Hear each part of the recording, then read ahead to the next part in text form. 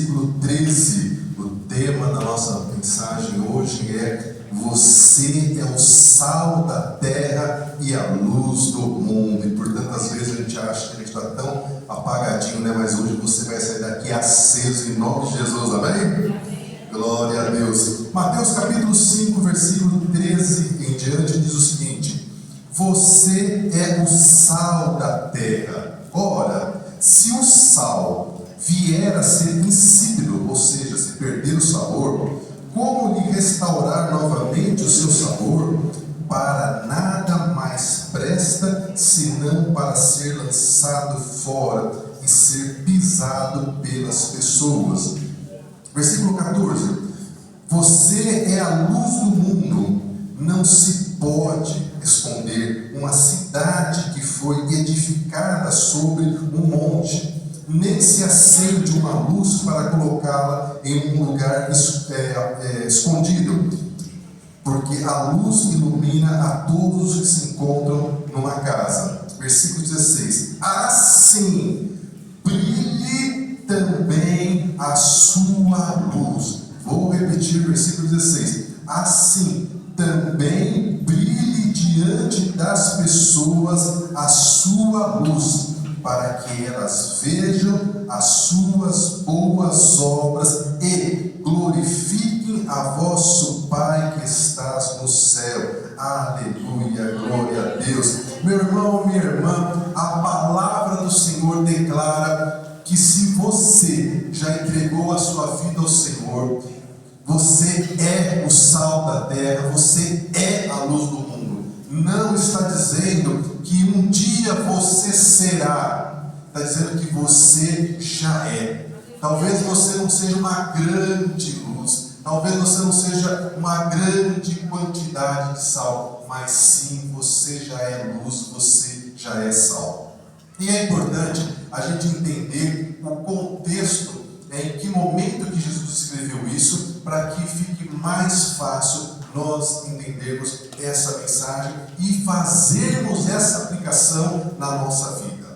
Na época de Jesus, e até a época de Jesus, até um pouco mais da época de Jesus, o sal era algo muito caro, muito valioso. É daí, inclusive, que vem a palavra salário. Sabe aquilo que o funcionário recebe todo mês? O seu salário vem justamente da palavra salário, do latim, que deriva do sal. Porque o sal era tão valioso que parte dos funcionários, em especial os soldados romanos, parte da remuneração deles, eles recebiam em sal. Daí vinha então a palavra salário. Então, meus irmãos, o sal, ele vinha, normalmente naquela região de Jesus, ele vinha de um lugar que existe até hoje chamado Mar Morto. Na verdade, não é um mar, é um grande lago que tem 82 quilômetros de extensão e é muito visitado pelos turistas, mas é um lago que recebe a água do mar,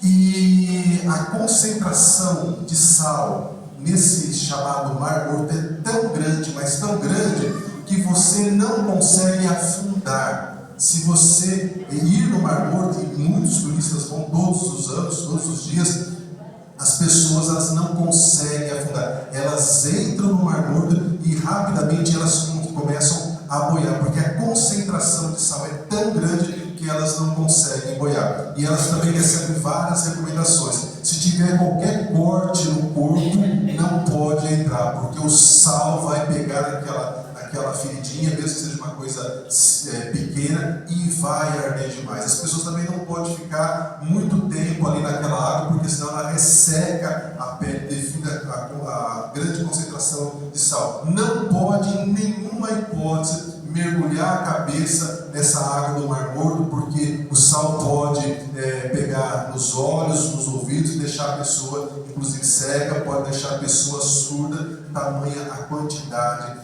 de sal. Mas esse sal que vem do Mar Morto, ele não é um sal completamente puro, ele tinha aproximadamente 30% de outros minerais. Então a pessoa usava o sal e sobrava mais ou menos esses 30%. E esses 30% ele era jogado fora, né? E ainda hoje, nos países que tem neve é utilizado, jogar o sal na neve nos lugares em que as pessoas precisam caminhar, nas calçadas, na cidade, ou mesmo nas estradas, para que o gelo derreta, né? Hoje, com estudo, muita tecnologia, não se joga mais o sal puro, porque o sal ele é um pouco mais caro do que outras propriedades que estão ali próximas que fazem isso também. Mas era por isso que foi que Jesus usou essa analogia, que se o sal perde o sabor, então ele para nada mais serve do que ser jogado fora, ser lançado fora. E veja que o sal, quando nós pensamos em sal, a primeira coisa que vem à nossa cabeça é que o sal dá sabor. Mas você sabia que no sal que você usa na sua casa, desde o ano de 1953, por conta de uma lei, as empresas que vendem o sal, elas são obrigadas a acrescentar um micronutriente chamado iodo. E por que foi feito isso? Por conta dos problemas da tireoide, né? Quantas pessoas, principalmente as mulheres, têm problema com a tireoide? E o iodo que tem no sal, ele faz então que a produção da tireoide ela seja normalizada e ela não tenha distúrbios, porque quando a tireoide não está normal, ela cria um problema chamado de boça, que popularmente chamado como aquele papo inchado das pessoas, né, que tem o pescoço extremamente inchado. Hoje já é difícil de ver isso, graças a Deus, devido à facilidade, né, de tratamentos, o medicamento para tireoide que é relativamente em conta. Mas, em especial as irmãs, quando vão fazer exame, normalmente o médico pede exame da tireoide, tal de T3, T4. Se você não sabe o que é T3, T4, dê glória a Deus e continue sem saber, porque Deus está agindo na sua vida. Mas os problemas da tireoide também dão outros tipos de reações. Dá muita sonolência, muito cansaço, quebra de cabelo. Algumas pessoas têm uma tendência a ter depressão por conta disso, outras ganham muito peso, outras começam a sentir um frio muito grande por conta do desequilíbrio da tireoide. E nas mulheres grávidas, a falta do iodo provoca problemas na gestação, e aí as crianças podem ter problema de má formação, pode nascer prematuramente, pode nascer morto, pode ter problema de surdez, de não conseguir falar, e por aí vai. Agora, eu disse que quando a gente pensa no sal, a primeira coisa que vem na cabeça da gente é a questão que o sal dá sabor. Mas na época em que Jesus usou o sal como referência, não existia geladeira, não é verdade? Então, como é que as pessoas faziam para conservar os alimentos, em especial carne? Eu tive o privilégio de ver a minha avó fazendo isso, né? Pegando a carne, colocando sal na carne e colocando no varal como se fosse roupa para a carne desidratar, e o sal conservava aquela carne durante muito tempo. Você é mais jovem, você não sabe o que é isso, e glória a Deus que você não sabe o que é isso, porque a gente tinha muita dificuldade porque não existia geladeira. Então o sal ele era usado também para conservar os alimentos. Então o sal precisa estar funcionando.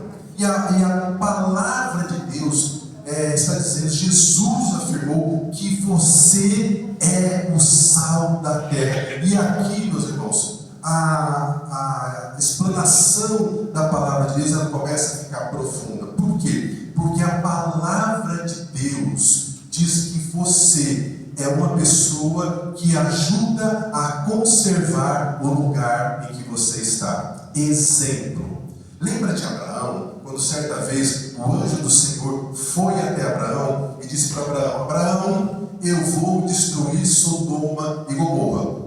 E Abraão, como tinha um sobrinho que morava lá, ficou preocupado e começou a perguntar para o Senhor: mas Senhor, se tiver 50 pessoas, se tiver 50 justos lá, o Senhor vai destruir a cidade? E a resposta do anjo do Senhor foi: não, se tiver 50 justos, por causa dos 50 justos, eu não vou destruir as duas cidades. Ou seja, se tivesse 50 justos, aqueles 50 justos iriam conservar a cidade. conhecendo como é que era o povo de Sodoma e Gomorra, se preocupou que talvez não tivesse 50. E aí ele começou a baixar. Senhor, se tiver 45, se tiver 40, se tiver 30, até que ele chegou em 10 pessoas.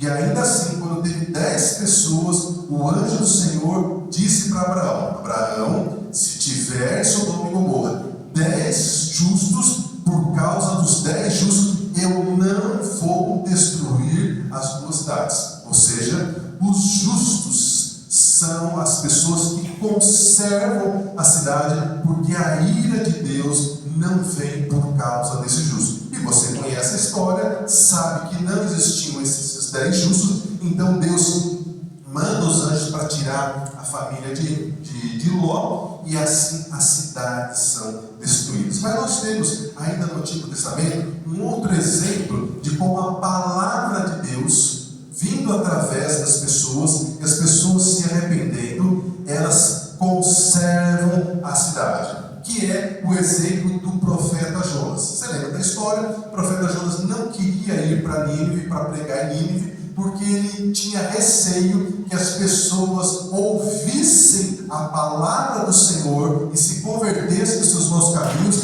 e que a ira do Senhor então seria evitada, não cairia sobre aquele lugar. E dito e feito, como você sabe, Jonas foi para Nínive, depois de relutar, ele pregou, e a Bíblia fala, a palavra de Deus declara, que a começar do rei, o mais importante daquela cidade, até o mais simples, todos eles se arrependeram, eles jejuaram, e Deus então não trouxe a destruição que iria vir sobre aquela cidade por causa do arrependimento. Então, meus irmãos, a palavra declara que você é o agente, a pessoa que faz com que a sua família seja conservada, com que o seu bairro seja conservado, com que o seu estado, o seu país seja conservado. Se nós, discípulos de Jesus, se nós não estivéssemos mais no nosso país, quantas leis já teriam sido aprovadas que elas são completamente contrárias à vontade de Deus. E quando a gente diz a vontade de Deus, a gente tem que pensar que a vontade de Deus é a melhor coisa que pode acontecer para as pessoas. Então, quantas leis já foram evitadas por conta do povo de Deus se levantar, clamar e dizer que era contrário? Então, sim, nós temos um papel muito importante na nossa vida. Só que, por vezes, meus irmãos, a gente acha que nós não temos importância nenhuma, porque nós temos tantas lutas, tantos problemas, tanto isso, tanto aquilo, a gente só olha para o nosso umbigo e a gente esquece do propósito maior. E é isso que o Senhor faz todas as vezes que você abre a sua Bíblia na sua casa, porque eu sei que você abre a sua Bíblia na sua casa, não é verdade? Glória a Deus por isso, né? Todas as vezes que você abre a Bíblia, Deus fala com você. A Bíblia é o único livro que todas as vezes que você começa a ler, você está junto da presença do autor desse livro, que é o Espírito Santo. E isso é um privilégio, meu irmão, minha irmã, que nós não podemos esquecer. Mas falando sobre sal, no Antigo Testamento, Deus ordenou que todos os manjares fossem oferecidos ao Senhor com sal. Isso está em Levítico, no capítulo 2, versículo 3, que diz: e toda a oferta dos teus manjares salgarás com sal, e não deixarás faltar a tua oferta de manjares o sal que representa a aliança do teu Deus em toda a tua oferta. Então, como hoje nós não oferecemos mais manjares como oferta, a nossa maior oferta é a nossa vida, porque nós dizemos na oração do Pai Nosso: Senhor, que não seja feita a nossa vontade, mas que seja feita a sua vontade. Então, quando nós vamos fazer uma oferta ao Senhor, nós não podemos fazer uma oferta sem sal. Você não pode oferecer um louvor sem sal. Você não pode oferecer um tempo para o Senhor sem sal, você não pode oferecer um testemunho sem sal, a sua oferta em dinheiro também não deve ser uma oferta sem sal. Nunca traga, meu irmão, aquilo que está só sobrando. Traz uma oferta mesmo de sacrifício ao Senhor, que o Senhor vai ver e vai te honrar, né? Existem alguns segredos na palavra de Deus sobre isso, mas enfim, né? O tema nosso é a questão do sal. Só que agora tem uma questão que é importante também, que é a moderação. É como saber usar esse poder que Deus te deu de ser o sal da terra. Todo mundo que cozinha sabe que precisa usar sal na medida certa. Você pode fazer o prato mais delicioso do mundo. Se faltar sal, vai ficar sem graça. Eu não sou muito bom na cozinha, mas eu gosto, né, de arriscar. Então eu vou lá no YouTube, vejo lá umas receitas lá, né, vou seguindo e de vez em quando, né, faço umas mudanças por conta própria. E eu não sabia fazer bacalhau. Eu queria fazer bacalhau, então peguei e vi lá como é que fazia para dessalgar o bacalhau, mas eu fiquei com medo, não confiei na receita e deixei mais tempo, né, trocando a água do bacalhau para garantir que o bacalhau não ia ficar salgado. O que aconteceu? O bacalhau ficou sem sal e ficou ruim. E eu fiquei tão bravo comigo mesmo. Meu Deus do céu, né? Como é que pode um negócio desse? Mas por outro lado, se você também coloca muito sal em uma comida, por mais gostosa que seja, não tem acordo para comer aquilo, né? Então a gente precisa temperar, né, as coisas, precisa dosar e sermos sal como uma referência daqueles que estão temperando o lugar que a gente vive, o lugar que a gente trabalha. A gente também precisa ser temperado. A gente tem que saber como dosar aquilo que a gente faz, aquilo que a gente fala, como a gente reage. A gente não pode ser crente, agente secreto, que ninguém sabe que você é discípulo de Jesus, mas você também não pode ser aquele que fica apontando o dedo para todo mundo. Porque as pessoas, quando elas já estão no reino de Deus, quando elas já tiveram a experiência de novo nascimento, ainda assim elas erram. Agora imagine uma pessoa que ainda não está no reino de Deus. É claro que elas vão fazer coisas que, né, você não concorda, mas você tem que ter sabedoria do Senhor para saber o que falar, como falar, né, e quando falar. E isso também serve, né, dentro das nossas casas. E aí, então, isso fica um alerta, uma palavra de exortação para nós, porque muitas pessoas, meus irmãos, que não acreditam em Deus, muitas dessas também não acreditam na Bíblia. Muitas pessoas aí fora, elas jamais vão ler o que está aqui, porque elas dizem que isso aqui foi escrito por homens. Tudo bem, foi de fato escrito por homens, mas foi escrito por pessoas que foram inspiradas pelo Espírito Santo. Mas elas não vão ler a Bíblia porque elas não acreditam. Então, como fazer? Elas vão olhar para pessoas que se dizem discípulas de Jesus e elas vão ler a vida dessas pessoas. Então, quantas pessoas que talvez você conheça que elas não acreditam em Deus, talvez elas não acreditam na Bíblia, mas elas estão lendo o que está acontecendo na sua vida. Elas estão lendo aquilo que você está fazendo, como você está reagindo diante das situações que está acontecendo. Então, ela não vai ler a Bíblia, mas ela vai ler, entre aspas, né, aquilo que está acontecendo na sua vida. Porque quando alguém que não acredita em Deus, não acredita na Bíblia, ela pega uma pessoa que era desonesta, que era um assassino, que era um traficante, que era adúltero, que era um cachaceiro, que era tudo que não é bom. E essa pessoa tem uma experiência genuína de transformação com o Senhor, ela fica esperando um tempo para saber se aquilo é só, né, uma armação, se é só teatro, ou se de fato ela mudou. E quando ela se dá conta, quando ela se convence que de fato aquela pessoa mudou, aí então ela é obrigada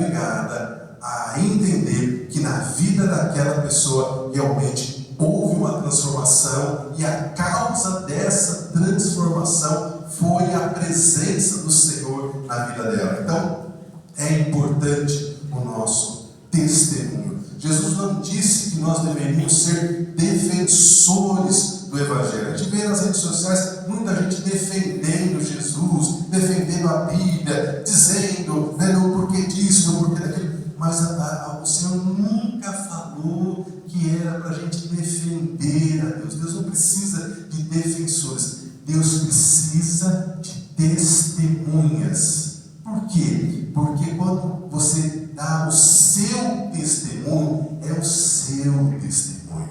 É algo que aconteceu com você. Olha, eu tinha um vazio dentro de mim, que não tinha nada que preenchia, não tinha nada que me fazia ser feliz. Eu sempre achava que faltava alguma coisa, mas depois que eu conheci o Senhor de verdade, apesar das minhas lutas, apesar das dificuldades, apesar dos meus filhos que ainda estão longe dos caminhos do Senhor, apesar da falta de dinheiro, apesar da saúde que não é como eu gostaria, mas ainda assim a presença do Senhor comigo me preenche, faz sentido, e eu estou vivendo um dia de cada vez sentindo a paz que vem do Senhor. Eu deito e durmo porque o Senhor me protege. Eu me sinto de fato debaixo das asas do Altíssimo. Irmão, é esse testemunho que as pessoas querem ouvir. Elas não querem ouvir, venha para a minha igreja, venha para a congregação de João de Barro, porque a congregação de João de Barro é melhor do que a igreja A, B, C ou D. Meu irmão, Jesus não veio aqui criar a igreja, Jesus não veio criar religião, Jesus veio trazer união, comunhão com o Pai, com os irmãos, e é por isso que o inimigo bate tanto em você, bate tanto na sua família, para causar desunião, para afastar uma pessoa da outra, para trazer vazio, para falar só aquilo que te falta, para falar dos seus defeitos, para falar dos seus erros, para falar do seu passado. Ei, a Bíblia fala, não vos lembreis das coisas que já se passaram. Pense naquilo que te dá esperança, que é aquilo que está por vir, nas promessas que o Senhor tem para mim e para você. Meu irmão, por melhor que seja a vida de uma pessoa nesse mundo, ela nunca vai ser completa, ela nunca vai ter felicidade completa, porque se fosse assim, todos os milionários seriam um exemplo de pessoas felizes. E quantos milionários tiram a própria vida porque não conseguem viver com um vazio interior que eles têm? Então, meu irmão e minha irmã, nós somos privilegiados de podermos viver tudo aquilo que o Senhor tem para nós. Mas além de ser sal da terra, a Bíblia também diz que nós somos a luz. Ele diz que brilhe a luz de vocês diante dos homens, das pessoas. E brilhe a luz para quê? Um propósito bem específico, para que essas pessoas vejam as suas boas obras e glorifiquem a Deus Pai que está no céu, que é a questão do bom testemunho. Todas as vezes que nós fazemos aquilo que é bom, a nossa luz, ela brilha mais, e as pessoas observam aquilo que nós estamos fazendo com os limões que a vida nos dá. Porque ter boa reação quando está tudo bem é fácil, qualquer um faz isso.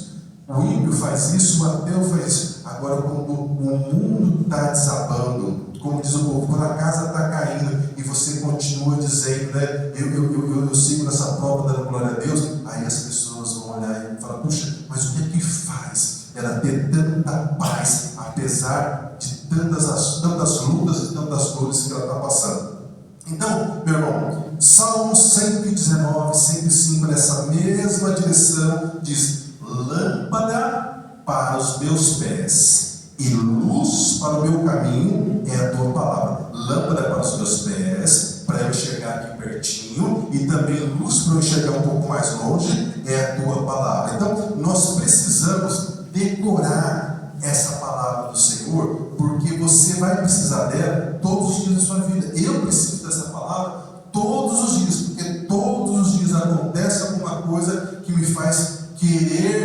colocar numa escuridão. Agora, você sabia que do ponto de vista da ciência, da física, a escuridão não existe? Olha que coisa incrível. Para a física, a escuridão não existe. O que existe é a ausência de luz. Então, quando não tem luz, aquilo que nós não vemos é a escuridão. Mas a partir do momento que a luz chega, então a escuridão deixa de existir. E quantas vezes a escuridão nos provoca medo? Então, meu irmão, minha irmã, talvez você possa estar se sentindo hoje tão pequenininho, se sentindo desprezado, talvez sem direção, sem saber que caminho tomar, para onde ir, se sentir no escuro. Tenha convicção de uma coisa: você não está sozinho, você não vai ficar na escuridão, você está sendo guiado pelo Senhor. A Bíblia nos diz, meus irmãos, que lâmpada para os nossos pés e luz para o seu caminho é a palavra do Senhor. Agora, uma coisa é verdade: Deus nunca vai iluminar a sua estrada de uma vez só por todo o seu caminho. Você nunca vai saber tudo o que vai acontecer na sua vida de uma única vez. E por que não? Porque a gente não ia aguentar de ansiedade, de saber de tantas lutas, de tantas coisas que nós iríamos passar. Então, por isso a Bíblia fala que nós vamos viver um dia de cada vez e trazer à memória aquilo que nos dá esperança. Então, o que é importante? Deus sempre vai mostrar qual que é o próximo passo. E por vezes, meus irmãos, quando a gente se sente assim, num momento de escuridão, sem direção, sem saber o que fazer, tudo o que a gente precisa é tão somente saber qual que é o próximo passo, qual que é o primeiro passo, porque depois Deus vai mostrar o segundo, o terceiro, o quarto e todos os passos que a gente precisa dar. Então, caminhe sabendo disso. Você pode achar que a sua vida não está fazendo diferença, mas Jesus diz que você é a luz que brilha e brilha com as suas boas obras. Então, vamos dar exemplos de boa obra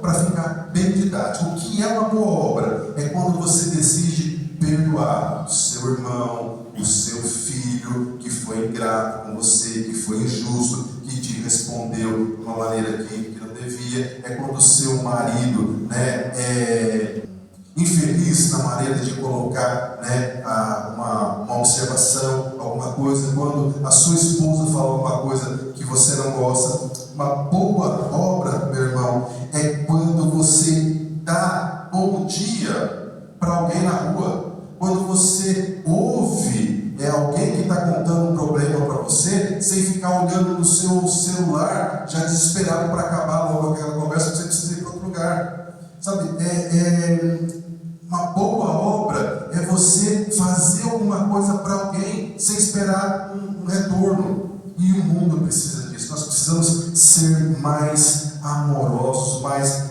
atenciosos. Nós precisamos encorajar mais as pessoas, criticar menos, encorajar mais. E lembre-se, todas as vezes que você precisar falar com o seu filho, corrigir o seu filho, o seu neto, corrija a atitude ruim que ele teve, mas separe a atitude da pessoa dele. Exemplo: seu filho, o seu neto fez alguma coisa lá, você não vai dizer você é burro, você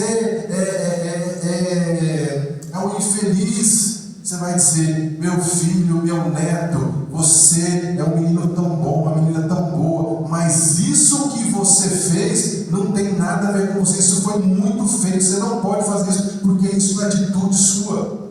Tem que você separou a pessoa daquilo que ela fez. Então, meu irmão, minha irmã, nós precisamos ter boas ações, nós precisamos ter boas obras, e ter boas obras às vezes começa mudando a nossa postura, mudando o nosso humor, colocando um pouco de sal no nosso humor, para dar um pouco mais de tempero no nosso humor. Eu não sei você, mas tem dias, irmãos, que eu estou tão azedo que eu não me aguento. E eu fico assim, meu Deus do céu, mas por que eu estou tão ácido desse jeito? Né? Eu preciso trazer à memória aquilo que dá esperança, porque não tem sentido ficar irritado desse jeito, ácido desse jeito, doido para chutar a canela de alguém, doido para que alguém me faça alguma coisa, para ter um motivo para dar uma resposta mal educada. Essa é a natureza carnal que nós ainda recebemos, mas glória a Deus pelo fruto do Espírito Santo, que é o domínio próprio, que por mais que a gente sinta a vontade, a gente não realiza. Eu gostei muito de uma vez que eu ouvi um pastor dizendo que o inimigo vem na nossa cabeça e fica sobrevoando, né, dando sugestão de ideias erradas para a gente fazer. Então a gente não tem como evitar que ele fique voando sobre a nossa cabeça. Agora a gente pode evitar que ele faça ninho, né? Porque se a gente dá espaço, aí então, além de dar sugestão, ele começa a dar ideia de como fazer as coisas. Então, meu irmão e minha irmã, nunca deixe de oferecer perdão.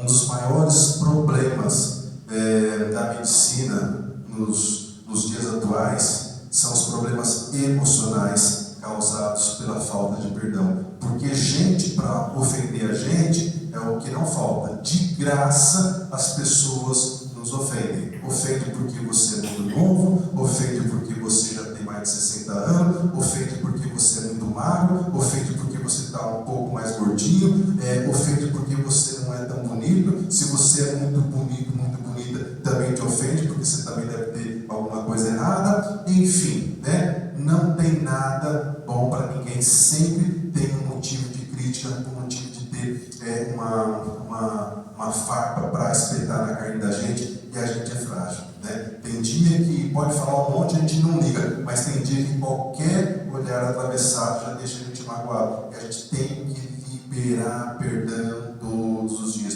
porque aquele que não perdoa, meu irmão, e perdoar, você não perdoa porque a outra pessoa merece o perdão, viu? Você perdoa porque primeiro é mandamento do Senhor, e porque quando você não perdoa, é como se você tomasse um veneno esperando que a outra pessoa que te ofendeu morresse. E não vai ser assim. Quem vai morrer é você. Quem está se envenenando, né, com esse ódio daquilo que aconteceu é você. Então o perdão é uma borracha, né, que apaga a ação que aquela ofensa, que aquela mágoa fez você. Então você precisa liberar perdão, eu preciso liberar perdão, todos nós precisamos liberar perdão. Então, meus irmãos, pensando com o sal real, sem sabor, né? E nós somos chamados para dar sabor à nossa família, nós somos chamados para dar sabor na nossa igreja, nós somos chamados para dar sabor no lugar que nós trabalhamos, no lugar que você estuda, aonde quer que você chegue, né? Então, lembre-se que você não tem que esperar ser perfeito para ser sal e luz, porque perfeito é só o Senhor. O que você precisa é ter um coração quebrantado, contrito, que todas as vezes que você erra, você vai lá e pede perdão ao Senhor e lembra o Pai que você ainda não está como você gostaria de ser, mas que o Senhor está trabalhando em você. Então, não importa o quão escuro seja o momento que você está vivendo, a palavra de Deus diz que o Senhor é o Pai das luzes e você é luz. Ainda que a sua luz esteja fraquinha, essa luz não vai parar de brilhar. Não importa o quanto você esteja se sentindo desolado ou inútil, meu irmão, minha irmã, não acredite nos seus sentimentos, acredite na palavra de Deus, porque sentimento passa, mas a palavra do Senhor permanece para sempre. Os sentimentos querem nos derrubar, dizendo que nós não somos nada, que nós não temos futuro, começa a nos lembrar do nosso passado, mas a palavra de Deus nos lembra do nosso futuro. A Bíblia fala que aquilo que os nossos olhos não viram, os nossos ouvidos não ouviram, aquilo que não chegou ao nosso coração, é aquilo que Deus tem preparado para nós. Então não importa o quanto você está desanimado, você vai continuar a brilhar, porque Deus tem propósito propósito para você, Deus tem uma missão, e é por causa dessa missão que você ainda está aqui. Então, talvez você pode dizer assim, mas como que eu, tão pequeno, tão insignificante, você sal, você luz? Lembra-se de novo da experiência de Abraão. Deus não queria encontrar em Sodoma e Gomorra uma multidão de justos, precisava ter apenas 10. Se você for um dos 10, glória a Deus, porque tem mais de 10 nesse bairro, tem mais de 10 nessa cidade, e se nós orarmos, se nós clamarmos, o Senhor vai nos ouvir, e o Senhor vai cumprir as promessas que Ele tem para você. Tão somente creia e permaneça fiel ao Senhor até que as promessas se cumpram em nome de Jesus. Não desista daquilo que o Senhor já te deu. Os irmãos, por favor, se quiserem voltar, eu já estou encerrando. Então, meus irmãos, seja a presença, né? Seja o sal, seja a luz para as pessoas que estão ao seu redor. Elas precisam de você, elas estão olhando para você. Então, por mais que você ache que está passando por lutas, por dificuldades, seja a referência daqueles que estão perto de você, porque eles precisam de uma referência, eles precisam de um exemplo para olhar e dizer, olha, essa é uma mulher de Deus, esse é um homem de Deus. E como que isso faz diferença? Nós precisamos ter pessoas que a gente possa olhar e dizer, apesar de tantas lutas, apesar de tantas dificuldades que essa irmã ela passa, que ela enfrenta, mas a fé dela é um exemplo, a fé desse irmão é um exemplo. E se ele tem essa fé, apesar de todas as lutas, eu também tenho, e eu vou continuar servindo ao Senhor. E é isso que nós precisamos fazer. Então, meus irmãos, seja o sal que conserva, seja a luz que guia, a luz revela, a luz guia, a luz aquece. E é isso que a palavra de Deus faz conosco, no nosso coração. Os discípulos do caminho de Emaús, quando eles estavam lá caminhando, sem saber que era Jesus, depois que Jesus parte, e eles comentam não parecia que ardia o nosso coração enquanto ele falava todas aquelas coisas? E é assim na nossa vida, sabe? Por vezes nós nos entristecemos como os discípulos no caminho de Emaús por conta de tantas más notícias, mas a Bíblia diz: o justo não teme más notícias, porque a última palavra quem dá é o Senhor. E nós precisamos permanecer firmes naquilo que a palavra de Deus declara. Não importa as más notícias, o que importa é aquilo que a palavra de Deus diz ao seu respeito. E a palavra de Deus é muito clara. Ela diz que eu, Senhor, é que sei os planos e pensamentos que eu tenho a seu respeito. São pensamentos de paz e não de mal. Para quê? Para te dar um futuro, para te dar esperança. Meu irmão e minha irmã, se nós pudéssemos, de fato,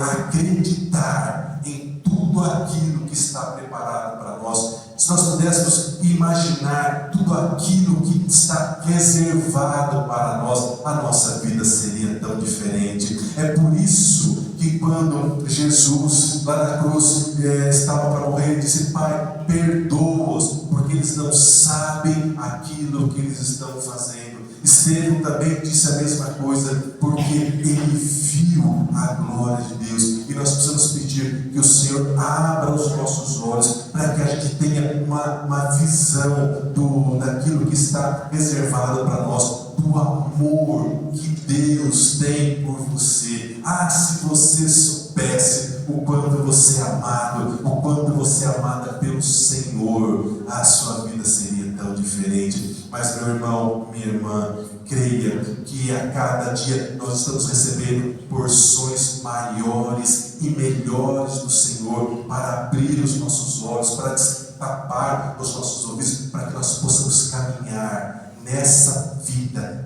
nessa terra, na convicção que nós fomos chamados pelo Senhor. Nós fomos chamados pelo Senhor. Você ouviu a voz do Senhor, e é por isso que você está aqui, porque você ouviu a a voz do Senhor, porque você sabe lá no seu íntimo que Deus tem planos para a sua vida, e é por isso que você está aqui, e muito mais o Senhor tem para te revelar. Então eu quero convidar você a se levantar, nós vamos louvar mais uma vez, e depois nós vamos orar. Essa luz, Senhor Jesus, que veio, Senhor Jesus, para nos trazer salvação, Senhor. Aleluia, Senhor. Nós te adoramos, te bendizemos, Senhor Jesus. Nós te adoramos, Senhor.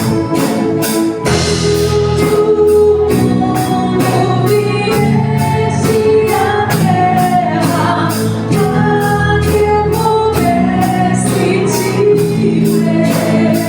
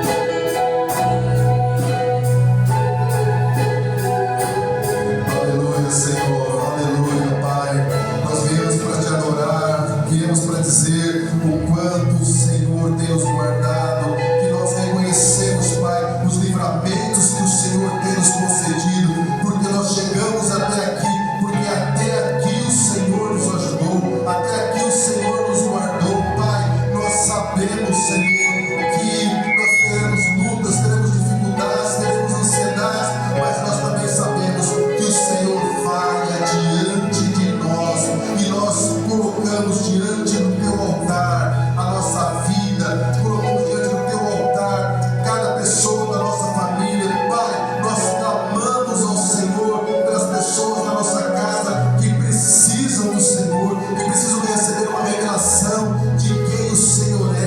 Eles precisam receber essa revelação que o Senhor é a luz do mundo. Senhor, socorro também o nosso país, Pai. Oh, Senhor, inclina o coração dos nossos governantes para fazer aquilo que é o melhor para o nosso povo. Senhor, nos livra da ação do inimigo, Pai. Oh, em nome de Jesus, a tua palavra declara que uma casa dividida, que uma cidade, que um reino, um país dividido não vai subsistir. E nós declaramos sobre o nosso país união, comunhão, Pai, tolerância, e que nós possamos ser o celeiro de missionários que está profetizado sobre o nosso país, Pai. Nós declaramos que do Brasil sairá missionários, sairá cantores, sairá pastores, evangelistas, Senhor, para fazer a tua obra, Pai, em nome de Jesus. Traz restauração ao teu povo. Nós oramos, Senhor, em nome de Jesus, e que o teu grande amor, a graça do Senhor Jesus e as consolações do teu Espírito Santo estejam com o teu povo hoje, sempre e eternamente. E o povo de Deus diz amém, aleluia. Vamos aplaudir, Senhor, glória a Deus. Não esqueça de passar na tenda, porque os irmãos estão esperando você lá com as duas